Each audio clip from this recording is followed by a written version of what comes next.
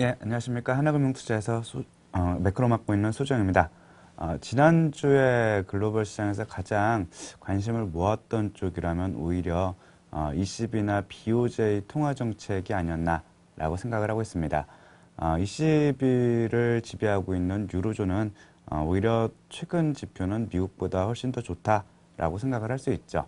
그러다 보니까 ECB의 통화 정책에서 하반기 포워드 가이던스가 바뀔 수 있다라는 쪽에 말을 했습니다. 9월 자산 매입을 종료한 다음에 금리 인상에 대한 논쟁이 이제는 훨씬 더 본격화될 수 있는 이벤트가 아니었나라고 생각을 하고 있습니다. ECB뿐만이 아니고 BOJ도 통화 정책의 변화 가능성이 계속해서 높아지고 있죠. 보유자산 매입 규모를 축소하면서 통화정책 정상화에 대한 우려감이 훨씬 더 높아졌다라고 생각을 하고 있고요. 기존에는 일본은 상당히 늦게 통화정책 정상화를 할 것이다 라는 시장 기대에 오히려 어떻게 보면 반대로 작용하는 이런 결과를 가져왔습니다. 전반적으로는 선진 중앙은행의 통화정책이 변경될 수 있다라는 시그널이 강화되고 있고 FRB뿐만이 아니고 ECB와 BOJ가 움직이게 되면 전반적으로 달러 약세 압력이 커질 수 있다라는 쪽으로 시장 분위기가 많이 형성되고 있는 것 같습니다. 그런 관점에서 이번 주에는 G2 지표가 굉장히 중요하겠죠. 왜냐하면 ECB나 FRB 모두 연준이 결국 움직여야지 액션이 가능할 것이고 연준 역시 자국의 경제 지표에 굉장히 중요하게 작용할 수밖에 없기 때문입니다. 1월은 일단은 연준의 금리 동결 가능성이 굉장히 높겠죠. 옐런이 마지막 주재하는 통화정책이기도 하고 좀 더 3, 6, 9, 12월에 있는 이런 이벤트들이 훨씬 더 크기 때문에 1월보다는 3월 쪽에 조금 더 무게감이 가고 있습니다. 일단 지난주에 발표된 물가가 코어가 1.8로 오르긴 했지만 아직까지 타겟보다 낮은 범위에 있기도 하고 혹한으로 인한 경제적인 파장을 조금 더 확인할 필요가 있기 때문이라고 생각을 하고 있습니다. 그럼에도 불구하고 금주에 발표되는 산업 생산이라든지 소비 심리가 호전세를 보인다면 여전히 3월 금리 인상 가능성은 높다. 그러면 연준이 끌고 있는 글로벌 중앙은행의 통화정책 정상화 압력은 진행형이다 라고 판단하시면 될 것 같습니다. 지금까지는 선진국에 주로 포커스를 맞췄다면 이제는 인민은행도 좀 보셔야 될 것 같습니다.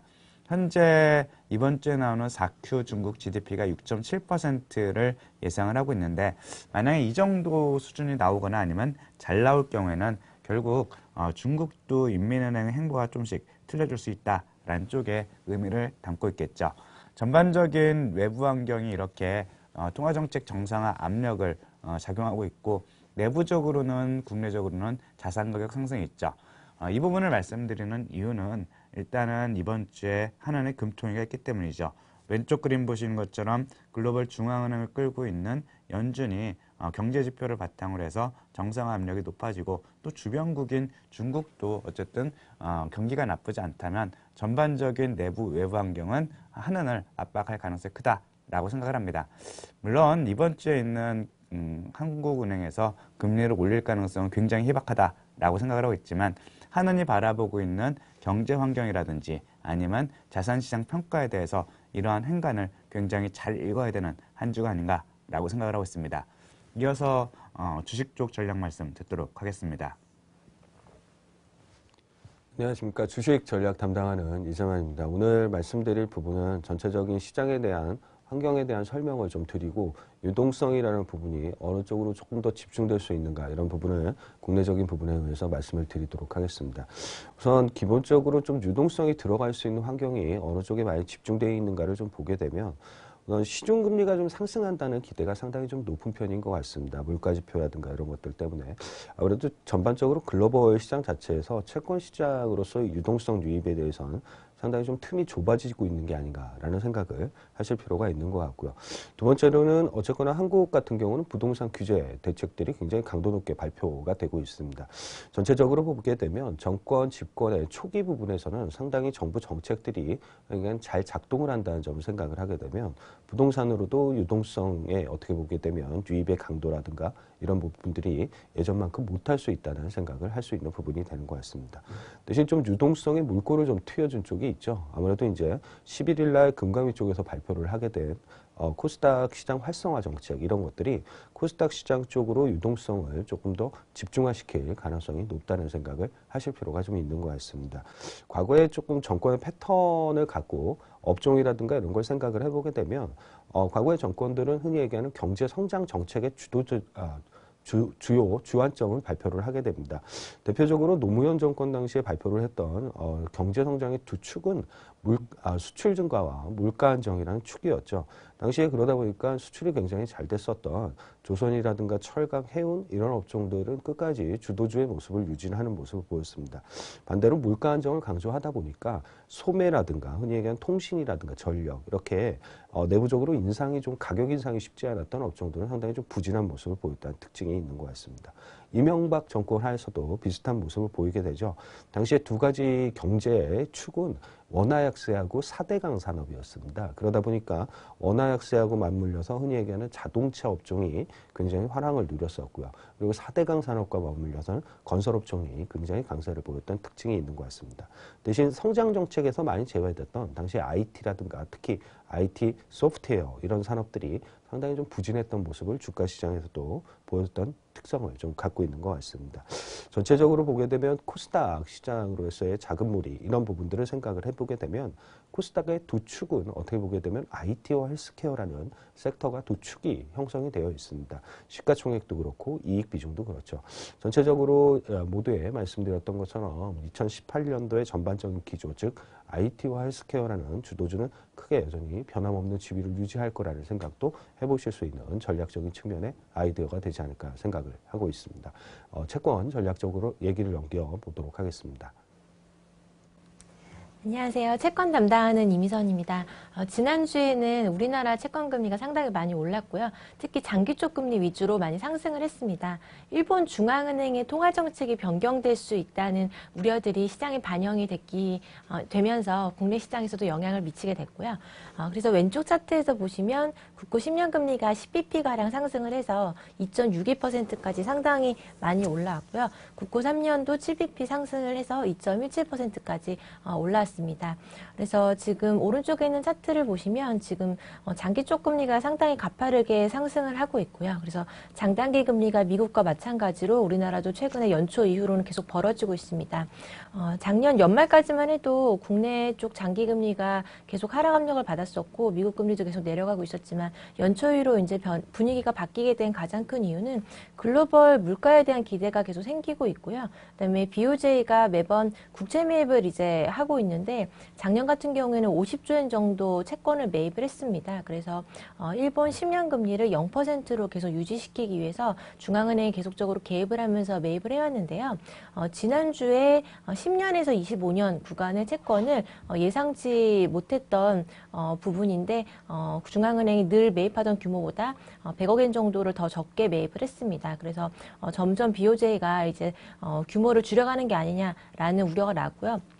계속적으로 이제 규모를 줄였던 거는 이제 초장기나 단기 쪽은 계속 줄였었는데 이번에 특히 시장이 주목을 했던 이유는 구로다 총재가 장기적으로 저금리를 계속 유지할 경우에 금융시장이 어떤 금융시장 매개체로서의 역할을 제대로 못하고 은행이나 보험 쪽에서의 수익성이 계속 훼손될 수 있다라는 언급을 하면서 이런 부분들이 같이 더해지면서 BOJ가 통화정책을 곧 변경할 수 있다라는 우려로 이제 번지게 된 부분이고요. 그래서 과거에 이제 일본에서 금리가 이제 움직였던 부분을 보면